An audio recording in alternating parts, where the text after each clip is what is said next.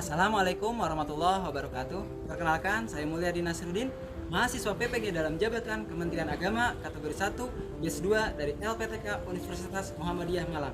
Dalam kesempatan kali ini, saya akan melaksanakan praktik uji kinerja pembelajaran di MAN 18 pada materi menulis teks biografi menggunakan model pembelajaran Project Based Learning. Selamat menyaksikan.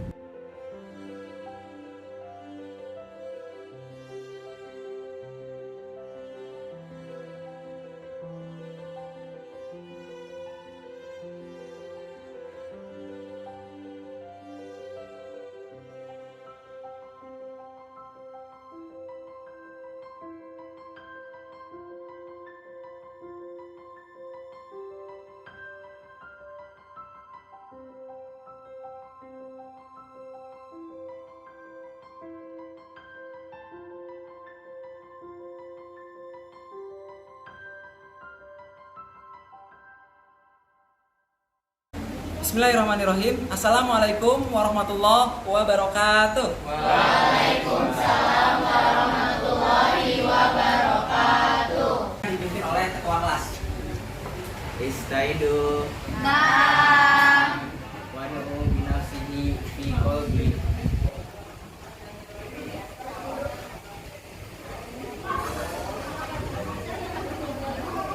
Tamam.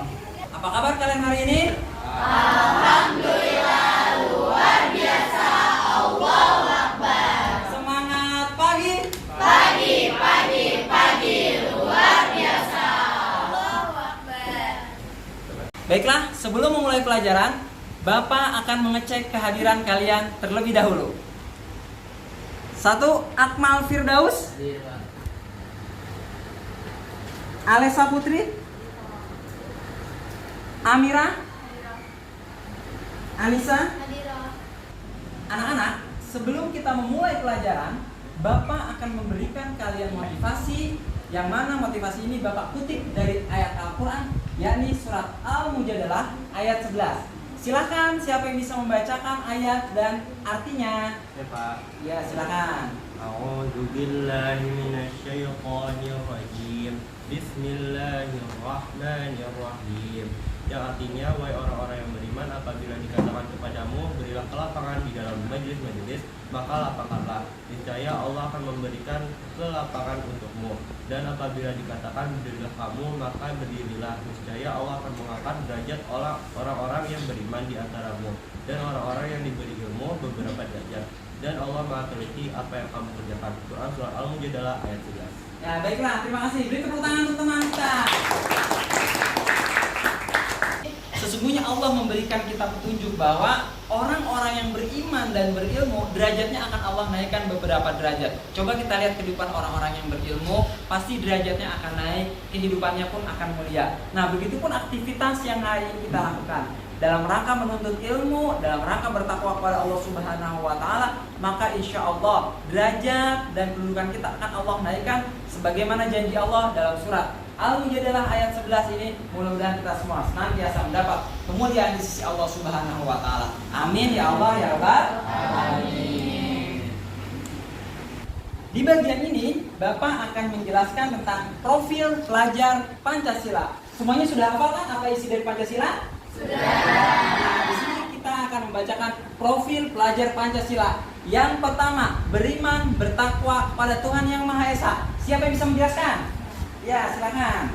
Beriman dan bertakwa kepada Tuhan Yang Maha Esa itu di mana peserta didik yang memiliki akhlak yang baik itu dapat mengikuti pembelajaran dengan tertib dan serius.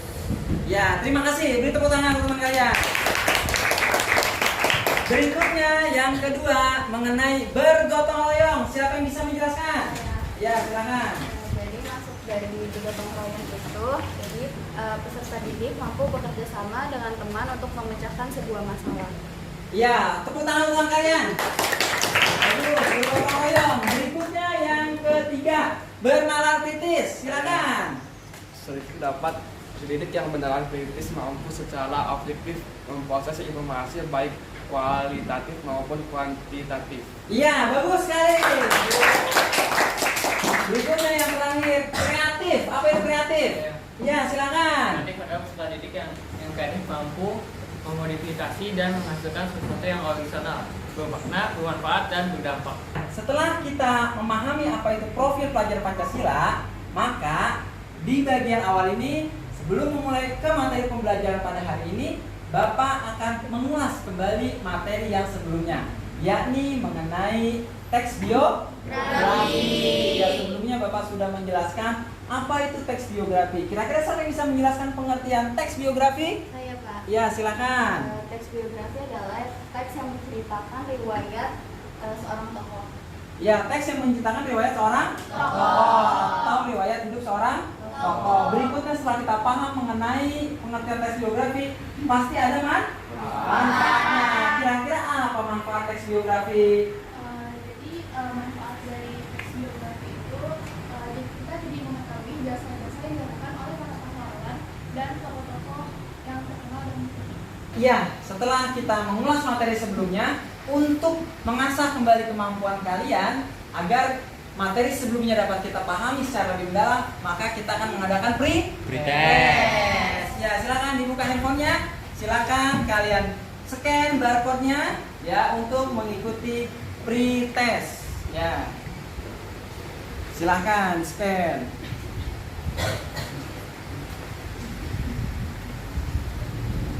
Ya. Baiklah anak-anak, sudah selesai melaksanakan pretestnya? Sudah. Soalnya luar biasa. Ya, semoga pretest tadi bisa meningkatkan pemahaman kita terhadap materi yang sebelumnya. Ya, amin. Nah, kemudian Bapak akan mengaitkan materi sebelumnya dengan materi yang akan hari ini kita pelajari. Ya, keterkaitannya adalah masih berhubungan antara konsep dasar pengertian teks biografi dengan nanti kalian kemampuan menulis teks biografi. Baiklah, sebelum kita mulai ke materi, Bapak akan menyampaikan tujuan pembelajaran kita hari ini.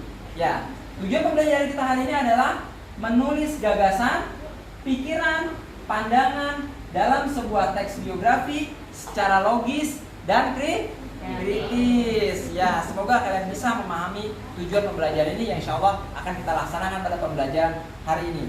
Nah, berikutnya, selain tujuan pembelajaran, ada indikator dari tujuan pembelajaran tersebut. Yang pertama, peserta didik mampu menganalisis teks biografi berdasarkan jenisnya.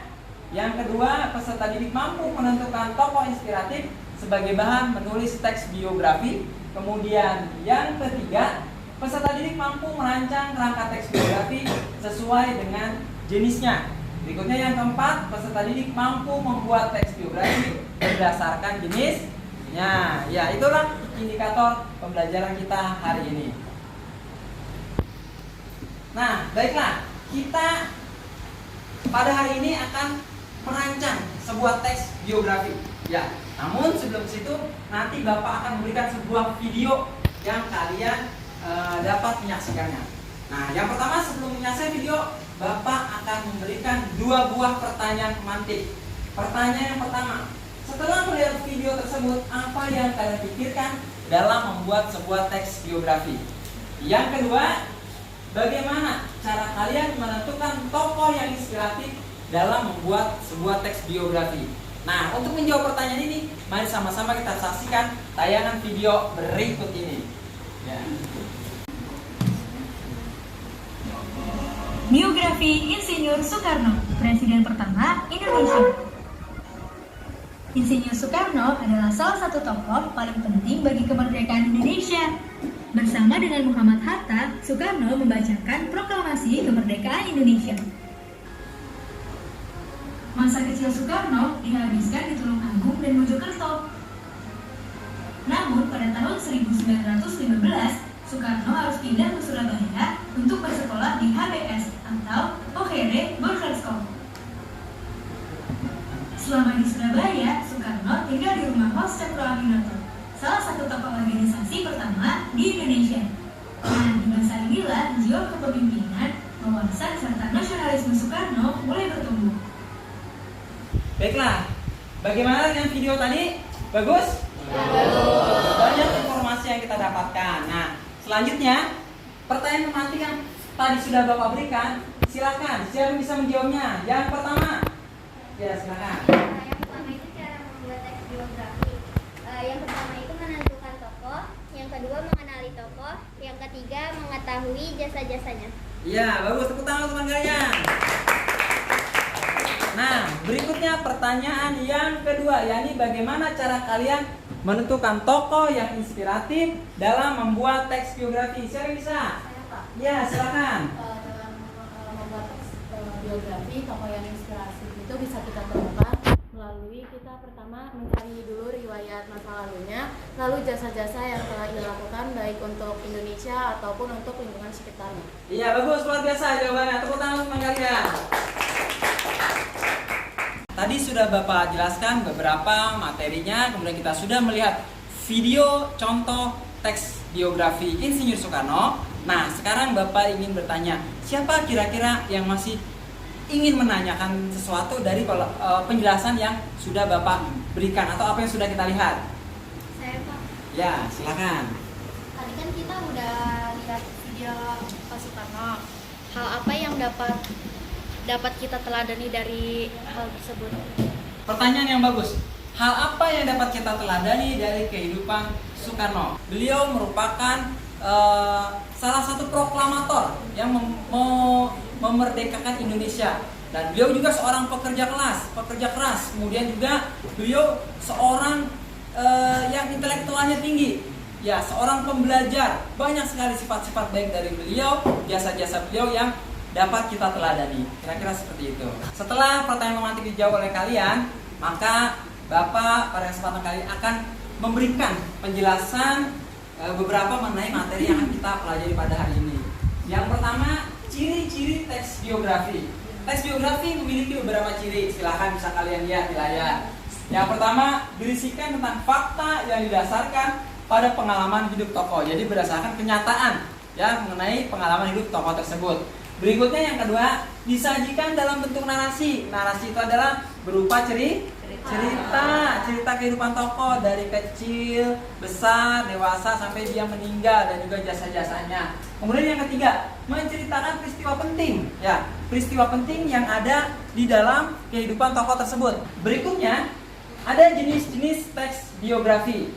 Yang pertama, autobiografi. Jenis biografi ini ditulis oleh tokohnya sendiri, maka dinamakan dengan autobiografi. Berikutnya yang kedua, biografi sendiri. Ya, jenis tes ini menceritakan kehidupan yang di dalamnya berupa kelebihan, rintangan atau kisah sukses tokoh yang ditulis oleh orang lain. Nah, berikutnya biografi berdasarkan penerbitnya. Ada dua, yaitu buku sendiri dan buku yang bersubsidi. Kemudian yang ketiga, biografi berdasarkan tokoh yang dibahas.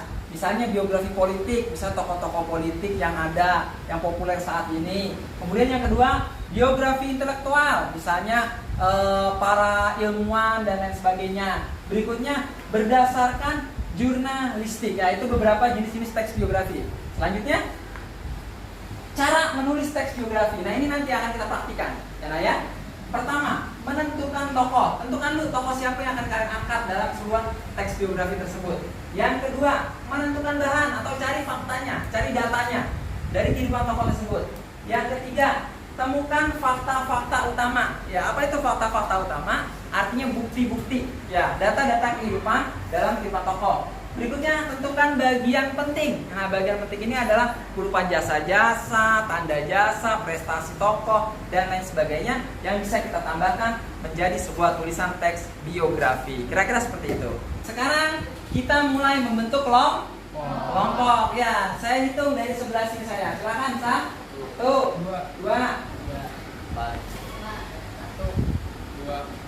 Ya, silakan membentuk kelompoknya sesuai dengan nomor kalian. Nah, setelah tadi kita membentuk kelompok, sekarang kita mulai untuk kerja kelompoknya ya anak-anak ya. Nah, ya. Baiklah, sebelumnya terlebih dahulu siapkan handphone kalian ya. Silahkan kalian scan barcode yang ada di depan masing-masing dari kelompok 1 sampai dengan kelompok 5. Silakan perwakilan kelompok 1 maju. Kelompok 1.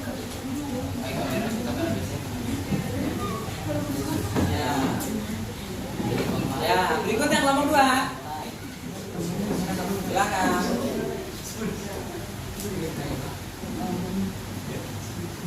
Ya, kelompok 3.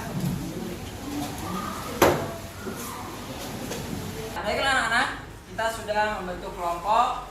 Sekarang Bapak akan memberikan LKPD kelompok untuk kalian kerjakan dan kalian diskusikan bersama dengan teman-teman kelompok kalian semua. Silakan.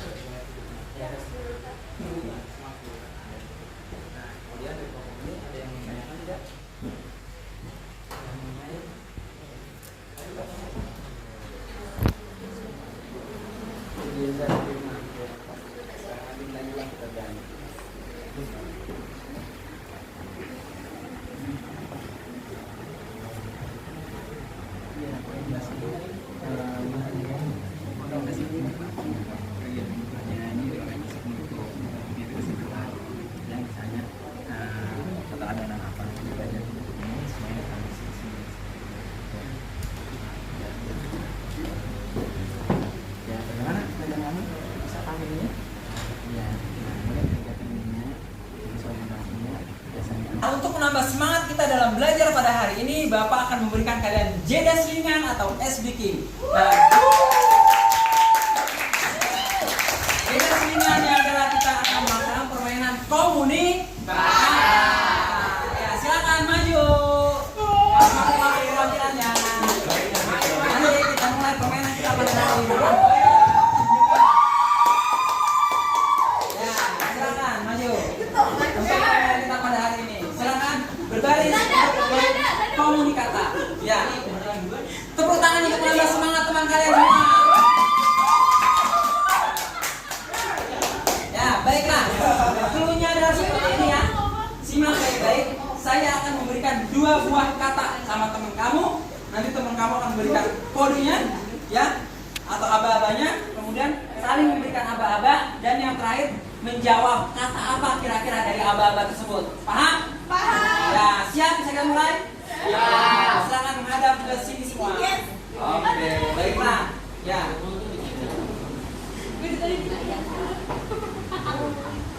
Silakan. Dalam hitungan ketiga kamu harus sudah mulai.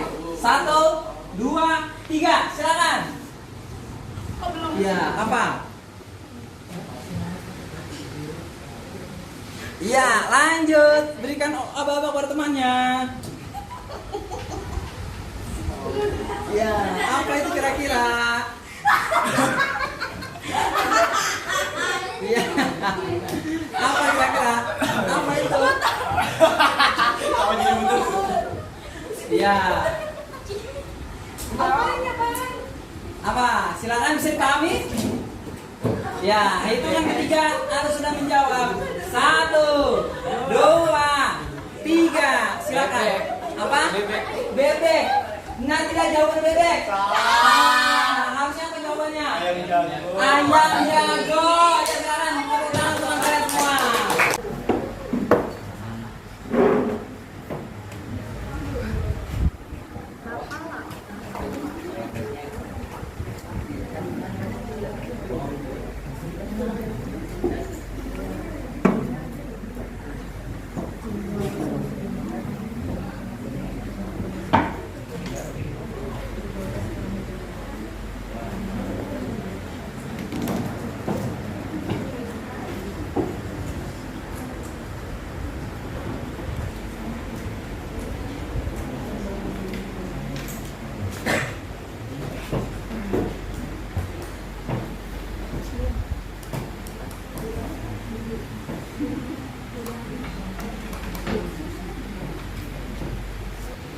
Baiklah anak-anak, sudah selesai semua mengerjakan proyeknya?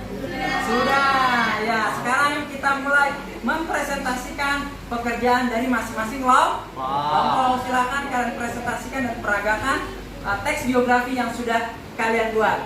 Silakan kelompok 1 maju. Assalamualaikum warahmatullahi wabarakatuh. Waalaikumsalam warahmatullahi wabarakatuh. Kami dari kelompok 1 akan mempresentasikan biografi mengenai Didi. Sebelumnya, kami akan memperkenalkan diri kami terlebih dahulu. Perkenalkan, nama saya Tiara Fiasra Sabila. Saya Tesha Masmudia. Saya Fika Najwa. Dr. Anarkausa Insinyur Dr. of Scanning Multimedia Baharudin Yusuf Habibie atau dikenal sebagai B.J. Habibie yang berumur 73 tahun, merupakan pria Parepare atau dari Sulawesi Selatan, kelahiran 25 Juni 1936. Habibie menjadi presiden ketiga Indonesia selama 1,4 tahun dan 2 bulan menjadi wakil RI ke-7. Habibie merupakan keturunan antara orang Jawa yang berasal dari ibunya dengan orang Makassar atau Parepare yang berasal dari ayahnya. Di masa kecil, Habibie telah menunjukkan kecerdasan dan semangat tinggi pada ilmu pengetahuan dan teknologi, khususnya fisika. Selama 6 bulan, ia kuliah di Teknik Mesin Institut Teknologi Bandung atau ITB dan dilanjutkan ke Rheinische Westfälische Technische Hochschule, Jerman pada 1955. Dengan dibiayai oleh ibunya R.A. Tuti Marini Puspowardoyo, Habibie muda menghabiskan 10 tahun untuk menyelesaikan studi S1 hingga S3 di Aachen, Jerman. Habibie mendalami bidang desain dan konstruksi pesawat terbang.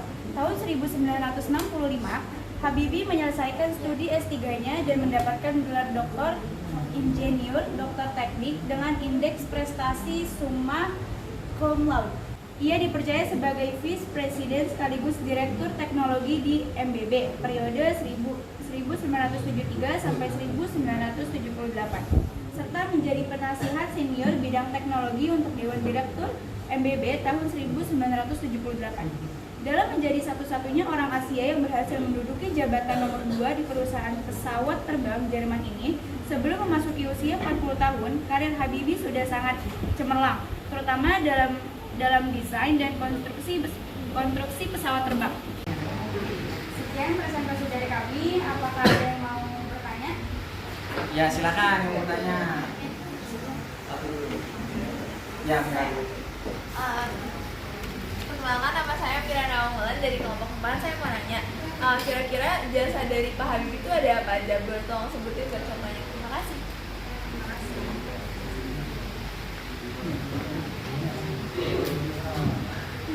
Kami akan menjawab pertanyaan dari Amira.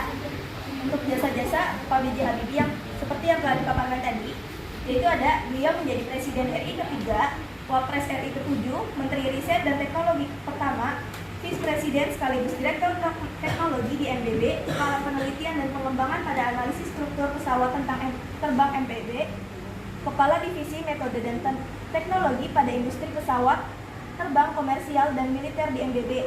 Juga mendapatkan penghargaan Edward Warner Award dan Award Von Karman. Dan juga Ganesha Praja Manggala Bakti Kencana dari Institut Teknologi Bandung. Mungkin itu bisa menjawab. Ya, tepuk tangan. Assalamualaikum warahmatullahi wabarakatuh. Waalaikumsalam warahmatullahi wabarakatuh. Kami dari kelompok 2 ingin mempresentasikan tentang biografi Jenderal Sudirman. Jadi sebelum kita masuk ke presentasinya, kita punya yel-yel nih. Ya. Aduh. Kelompok 2, Bu. Kelompok 2, Ra. Pura.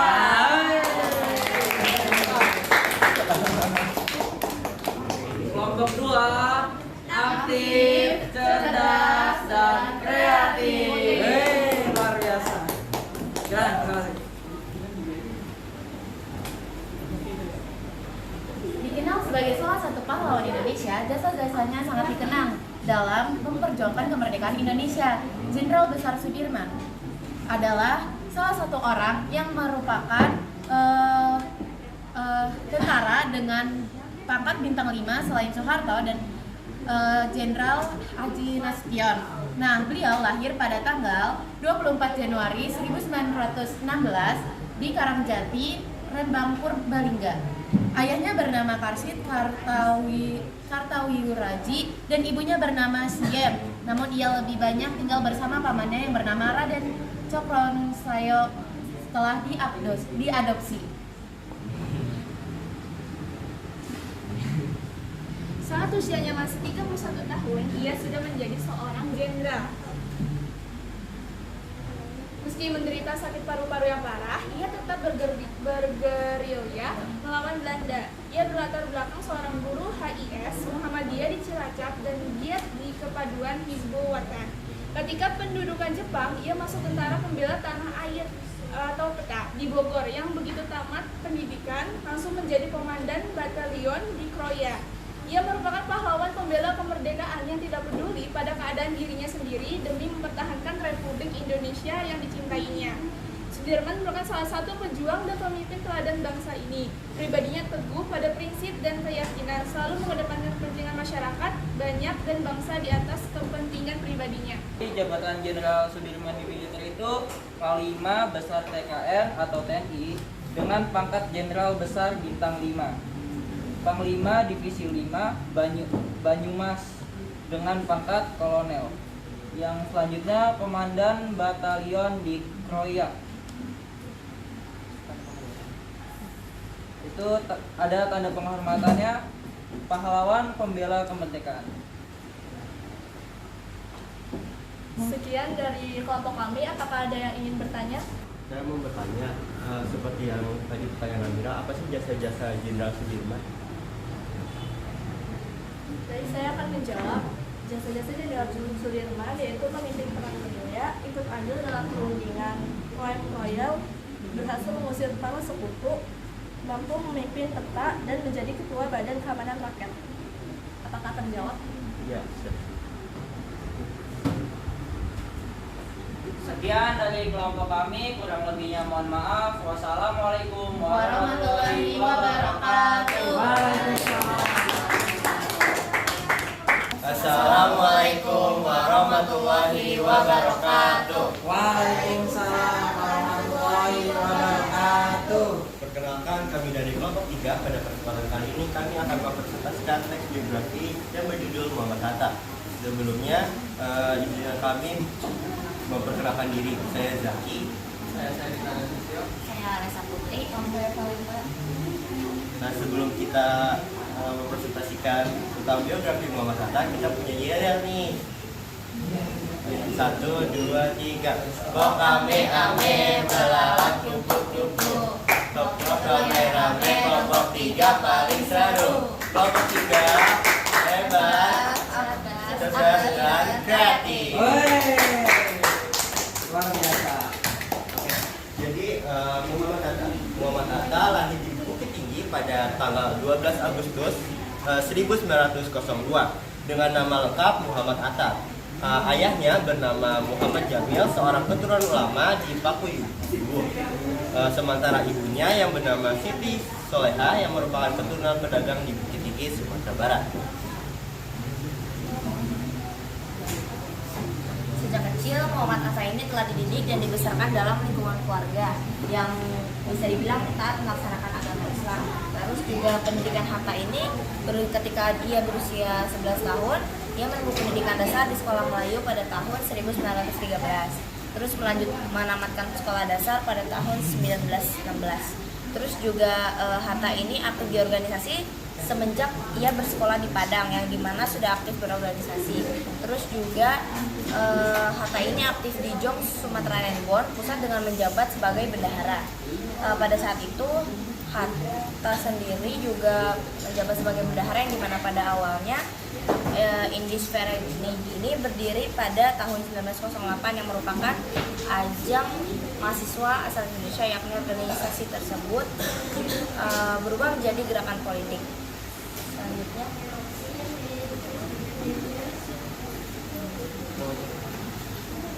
Nah, adapun tokoh politik menjadi idola Muhammad Hatta, yaitu ada Abdul Muiz. Muhammad Hatta bergabung ke dalam organisasi atau Liga Pemerintah Kolonialisme di Belanda.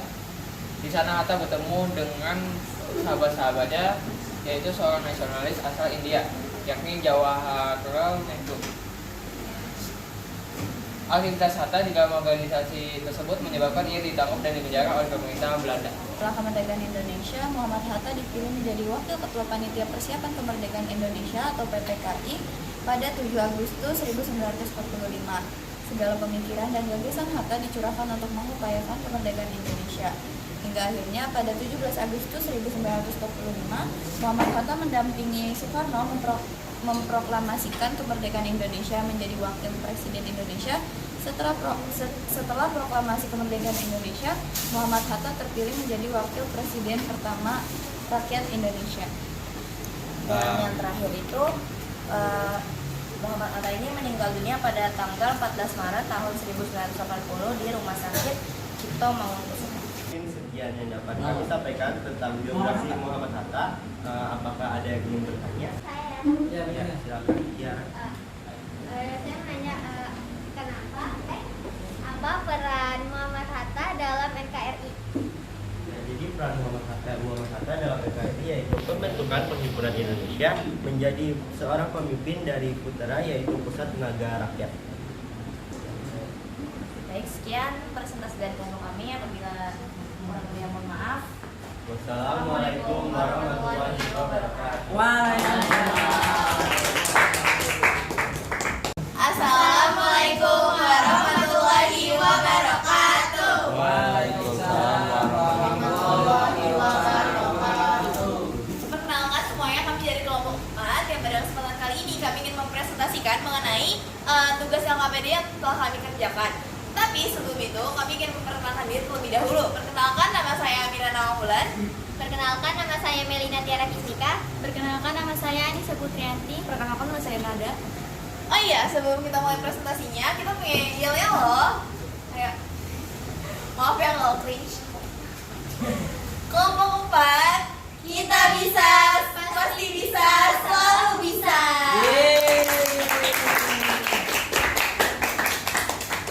Oke, jadi ini yang udah kita kerjain, yang akan dibacakan dari mulai Marina. Jadi di sini ada Raden Ajeng Kartini atau yang biasa dipanggil R.A. Kartini. R.A. Kartini adalah seorang perempuan asal Jepara yang lahir pada 21 April 1879. Kartini merupakan keturunan bangsawan, oleh karena itu gelar Raden Ajeng disematkan kepadanya. Kartini merupakan putri dari Raden Mas Adipati Aryo Sosoningrat dan M.A. Nagasira. Ayah Kartini adalah Bupati Jepara saat itu. Kartini adalah anak kelima dari 11 bersaudara. Berbeda dengan kebanyakan anak pribumi saat itu, Kartini berkesempatan untuk bersekolah di Irupske Leger School atau yang disingkat menjadi ELS. Ini merupakan sekolah yang diperuntukkan bagi orang Belanda dan orang Jawa yang kaya. Di ELS, Kartini belajar bahasa Belanda. Sayangnya, Kartini hanya bersekolah sampai usia 12 tahun karena sudah memasuki masa pingitan. Dulu ada tradisi wanita Jawa harus dipingit dan tinggal di rumah. Kartini juga membaca banyak buku, surat kabar, dan majalah Eropa. Seperti istilah buku adalah jendela dunia. Kartini jadi tahu cara berpikir perempuan Eropa yang lebih maju dan bebas dibandingkan perempuan pribumi kala itu. Dari banyaknya buku, surat kabar, dan majalah yang ia baca, membuatnya berpikir untuk memajukan perempuan pribumi karena di masa itu perempuan pribumi tertinggal jauh dan memiliki status atau stratifikasi sosial yang rendah. Menurutnya, perempuan pribumi harus mendapatkan kesetaraan, persamaan, dan kebebasan. Karena sedang dipinggit, tidak banyak yang bisa dilakukan Kartini, tapi surat-surat yang ditulisnya menjadi salah satu bukti perjuangannya. Ia menuliskan terkait gagasan-gagasannya baru mengenai emansipasi perempuan. Kartini menuliskan penderitaan perempuan Jawa seperti harus dipinggit, tidak bebas dalam menuntut ilmu, dan adanya adat yang menegakkan kebebasan perempuan. Pada tahun 1903, Kartini menikah dengan Adipati Aryo Singgidjodjoningrat, Adiningrat yang merupakan Bupati Lembang saat itu. Karena sudah menikah, gelar Raden Ajeng yang dimiliki Kartini berubah menjadi Raden Ayu. Meskipun sudah menjadi seorang istri, Kartini tetap ingin melanjutkan cita-citanya memperjuangkan kesetaraan perempuan dan menjadi guru. Suami Kartini mendukung dan memberi kebebasan terhadap cita-citanya. Salah satu bentuk dukungannya adalah dengan mendirikan sekolah wanita di timur pintu gerbang perkantoran Lembang. Kegigihan R.A. Kartini, beliau ini mendirikan sebuah sekolah Kartini yang dinamai Yayasan Kartini. Jadi sekolah ini merupakan sekolah yang masih dalam lingkup keluarga gitu dan didirikan oleh R.A. Kartini sendiri. Yang dimana sekolah ini didirikan oleh keluarga Van de Veter, yaitu salah satu tokoh politik etis pada saat itu. Awalnya sekolah ini hanya didirikan di Semarang, tapi lama kemudian berkembang sampai ke Yogyakarta, Madiun, Malang, dan daerah-daerah lain. Nah, setelah era Kartini wafat, Mr. Abandonon yang pas itu menjadi Menteri Kebudayaan dan Agama memberikan sebuah penghargaan kepada Kartini, yaitu beliau itu mengumpulkan mengumpulkan surat-surat yang telah dituliskan Kartini kepada teman-temannya, yang dimana surat-surat itu kemudian akan dibukukan oleh Mr. Abandonon ini. Nah, surat-surat ini dijadikan sebuah buku yang bernama Door Dwisternis Totlik, yang artinya dari kegelapan menuju cahaya. Nah, tidak disangkanya buku yang kita kira hanya berimpact kecil pada masyarakat ternyata berimpact sangat besar, yang dimana buku ini dapat mengubah pola pikir atau mindset masyarakat yang tadinya menganggap bahwa perempuan itu hanya bisa di dapur saja, atau perempuan itu tidak boleh kemana-mana, tidak boleh kerja. Itu mereka benar-benar mengubah mindsetnya, yang dimana masyarakat Belanda terhadap perempuan pribumi khususnya Jawa seperti itu. Nah, pada tanggal 2 Mei 1964, Soekarno mengeluarkan surat keputusan presiden yang berisi kebijakan bahwa Kartini ini juga merupakan bagian dari pahlawan kemerdekaan nasional seperti itu. Nah, Soekarno juga menetapkan tanggal 21 April sebagai Hari Kartini Nasional. Baiklah, kita sudah berada di bagian akhir. Sekarang untuk mengasah kemampuan kalian terhadap pemahaman materi hari ini, silahkan kalian kerjakan soal post-test yang bisa kalian scan dari barcode berikut ini. Silahkan di-scan post-testnya.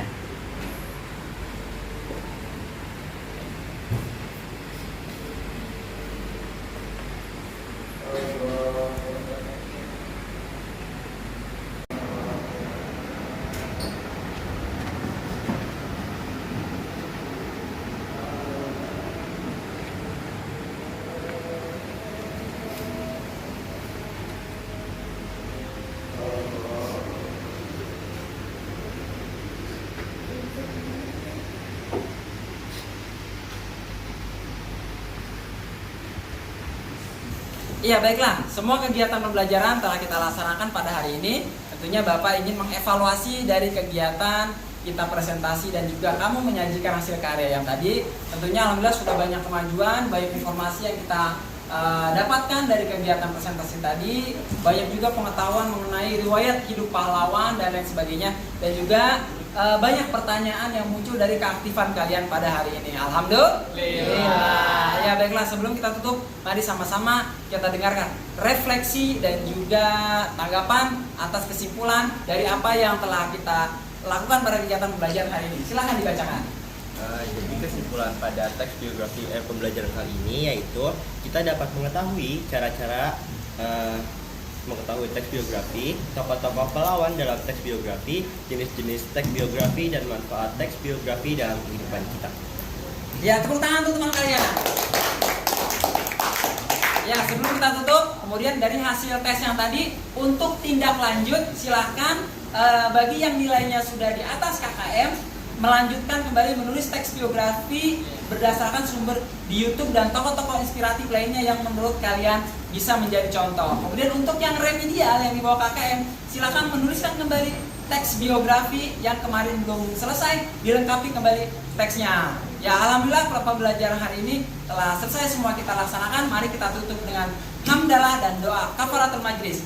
Alhamdulillahirabbil alamin. Subhanakallahumma wa bihamdika asyhadu an la ilaha illa anta astaghfiruka wa atubu ilaik. Sekian, assalamualaikum warahmatullahi wabarakatuh.